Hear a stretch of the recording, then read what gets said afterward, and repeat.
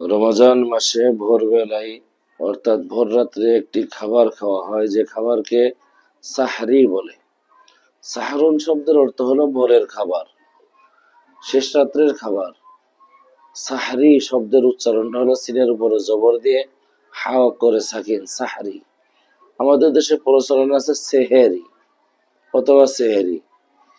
যাই হোক, সেহেরি শব্দের অর্থ হলো জাদু। সেহেরিটা ভোরের খাবার নয়, এটা জাদু হবে। সুতরাং আমরা শব্দটাকে উচ্চারণ সহি করি। আমাদের মুসলমান ধর্মের কয়েকটা শব্দ এবং সুপ্রসিদ্ধ শব্দ যদি আমরা নিজেরাই ভুল করি, তাহলে তো আসলে দুঃখের শেষ থাকে না। শব্দটা হবে সাহারি। সাহারির শেষ সময়, সাহারির খাবার, সাহারির শুরু টাইম, সাহারির শেষ টাইম, সাহারির ক্যালেন্ডার। সাহারি শব্দ ব্যবহার করবো, সেহেরি বলবো না। সেহেরি হলো ভুল, সাহারি উচ্চারণটা সঠিক।